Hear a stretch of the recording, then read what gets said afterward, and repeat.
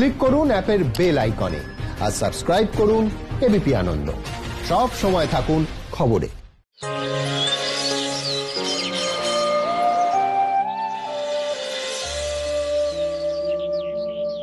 Durgapur ব্যারেজের lock gate ভেঙে গিয়েছিল সুকর্ণা শনিবার সকালবেলা, এবং তারপর আমরা দেখেছি বেশ কিছুটা সময় কিন্তু এই লক গেট সারানোর কাজ শুরু হতে চলে গিয়েছিল, যেখানে একটা জলসংকট তৈরি হয়েছিল এবং তার পাশাপাশি দুর্গাপুর শিল্পাঞ্চলে উৎপাদনও ব্যাহত হয়েছিল। আমরা সরাসরি চলে যাব, আমাদের প্রতিনিধি মনোজ বন্দ্যোপাধ্যায় রয়েছেন আমাদের সঙ্গে। মনোজ, আমরা জানি যে কাজ শুরু হয়েছে, যদিও কাজ ধীমে তালে হচ্ছে এমনটাই জানা যাচ্ছে। এই দেরির কারণটা কি, সমস্যা কোথায় হচ্ছে?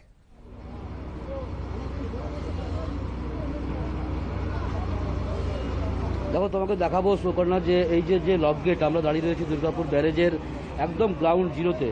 এই লক গেটের কাছে এই জায়গাতে রাত্রেবেলাতেই কিন্তু মালপত্র সব নেমে গেছে। ওয়েল্ডিং মেশিন দেখতে পাচ্ছ, লোহার প্লেট দেখতে পাচ্ছ, কর্মীরা ভেতরে কাজ করছে সেটাও দেখা যাচ্ছে। কিন্তু যেটা সমস্যা হচ্ছে, এই যে বালির বস্তা দিয়ে যে জলটা আটকানোর চেষ্টা, এই কাজ কিন্তু কালকেই শেষ হয়ে গেছে।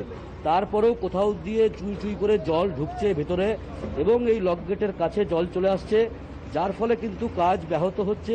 যেভাবে অগ্রগতি হওয়ার কথা কাজের, ততটা অগ্রগতি কিন্তু কাজে হচ্ছে না, এমনটাই দেখা যাচ্ছে। এখানে সেচ দপ্তরের আধিকারিকরা নিচে দাঁড়িয়ে রয়েছেন লক গেটের কাছে। একদিকে যেরকম ওই জলটা আটকানোর চেষ্টা চলছে, পাশাপাশি কিন্তু এখানে কাজেরও অগ্রগতি, পাম্প দিয়ে জলটাকে বার করার চেষ্টা হচ্ছে, যাতে লক গেটের মেরামতির কাজটা দ্রুততার সাথে এগিয়ে নিয়ে যাওয়া যায়। ধন্যবাদ মনোজ।